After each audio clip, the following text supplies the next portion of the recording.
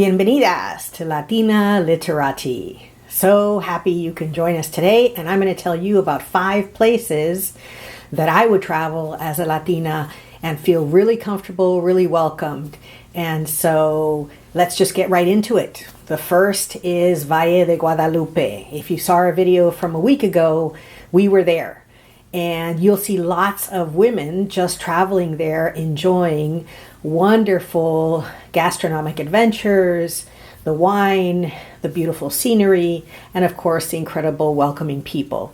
The people of Mexico are some of the most welcoming people on earth, and in all places they will say to you, bienvenidos a su casa, welcome to your home. And so it's a wonderful place to visit, and if you're in California or the southwestern United States, it's absolutely drivable. It's about an hour and a half from the border crossings at Tijuana. Highly recommended. You can stay in Valle de Guadalupe or stay in Ensenada, Puerto Nuevo, wherever you'd like to stay. Lots of options. And if you take a look at the video from last week, we have lots of recommendations, so definitely do that. So that's the first place, Valle de Guadalupe in Baja California. The second place that I totally recommend, I think it's just a wonderful place to visit, is Punta Cana, Dominican Republic. And so we haven't really talked about Dominican Republic. Hispaniola, one of the largest islands in the Caribbean, made up mostly of Dominican Republic and also Haiti. Of course, we've spoken of Haiti, but Dominican Republic is a really special place. I mean, the people are so warm, again, so welcoming, and Punta Cana is a really great place to visit to just get your bearings for the island. And there are all of the major clubs and hotels there have activities. You can go to beautiful national parks, amazing beaches. I mean, really some of the best beaches of the Caribbean. Just, you're going to love it. And of course, the wonderful music, because it's really good music there. And there's just like a party atmosphere. There's just a lot going on all the time. And the national beer is really good too, Presidente. So really recommend Dominican Republic for you as a Latina to travel to. These are all places where you're going to be really welcomed and you're going to feel good and just really enjoy your time there, whether you're traveling alone or whether you're traveling with amigas or familia, whatever you'd like to do. A third recommendation is Antigua, Guatemala. And we've made several videos about Antigua, and you can take a look at them. But as you travel the cobblestone streets of this 16th century now city, you just marvel at the architecture, you marvel at the beauty. You go into these kind of hidden doorways, into these unseen interior patios and gardens and really amazing places, cafes like Once or La Bruja. And I will link those below in case you want to try them when you're next in Antigua. Antigua is a place where you can do everything from make your own chocolate candies to go climb a volcano, to zip line through a coffee farm. There's so many things to do in Antigua. I always say if you only have a day, then spend a day, but you can spend as many days as you want in Antigua and always find so many things to do. There are museums and different farms to visit, and it's just a place that envelops you with history and with mystery. And we've spoken a bit about not just Antigua in past videos, but also some books that are based in Antigua that you can take a look at. So the next recommendation may be a bit of a surprise, but it's Vieques, Puerto Rico.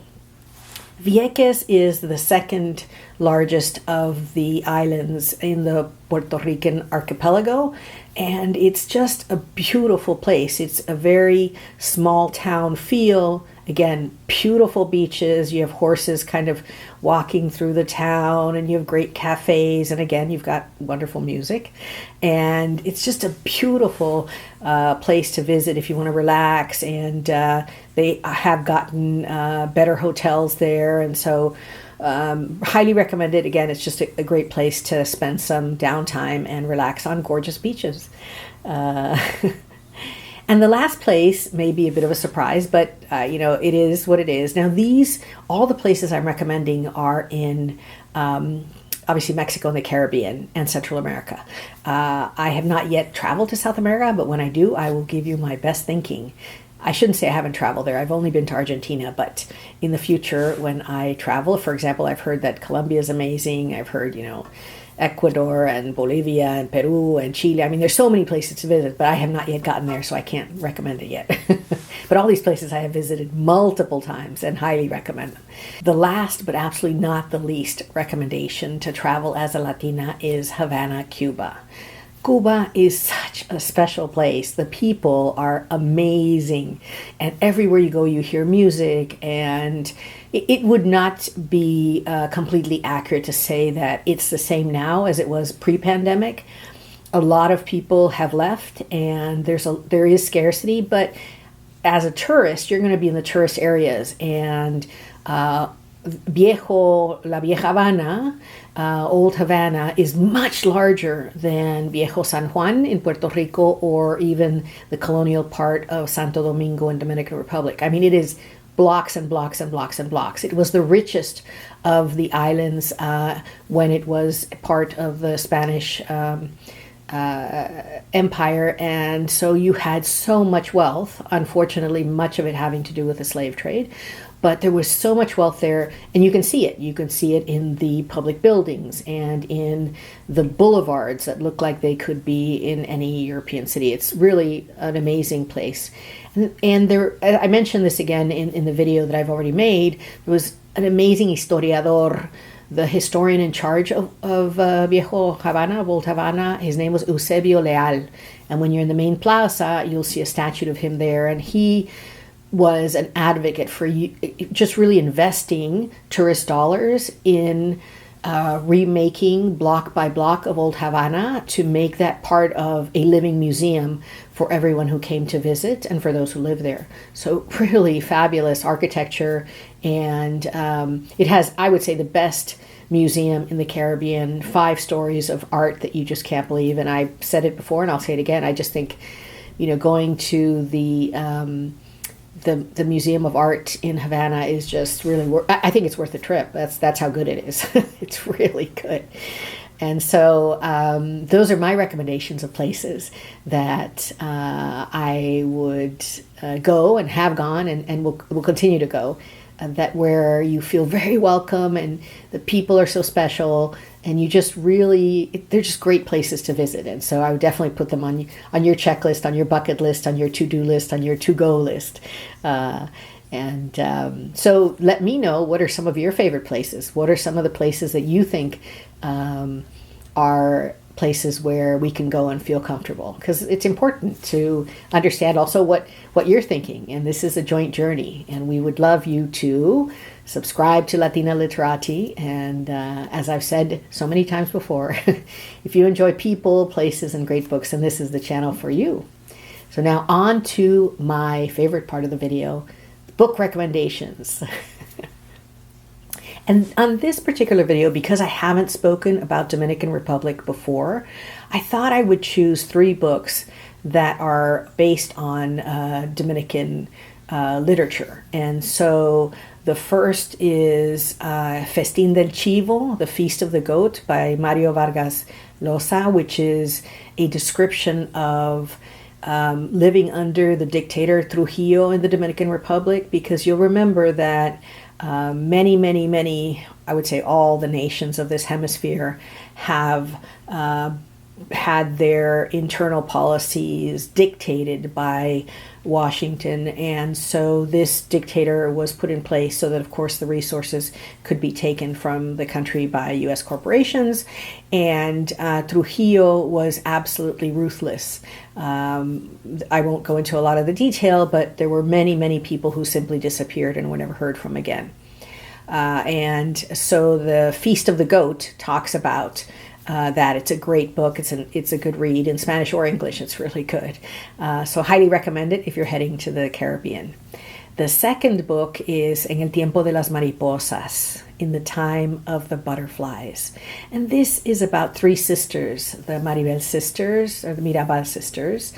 and so courageous, so amazing. They are fighting against the dictatorship and what happens to them.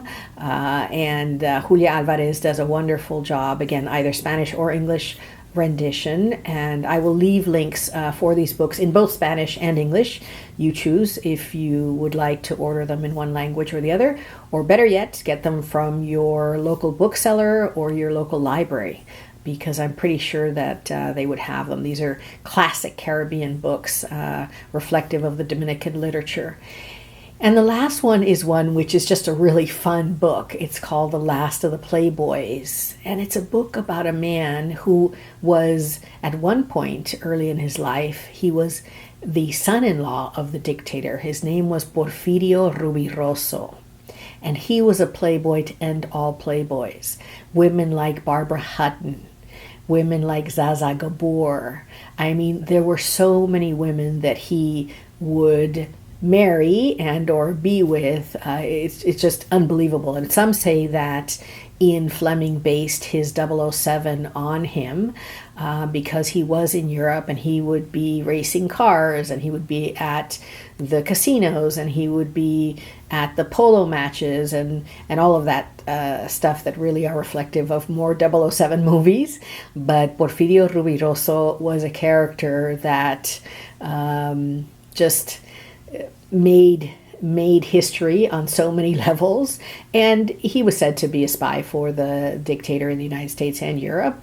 But it's a fun book, and it gives you a sense of what was going on in the Caribbean, and it's very reflective of the dictators throughout the Caribbean and what it meant when you were close to them, when you were in their favor, and when you were out. So again, fun book, highly recommended.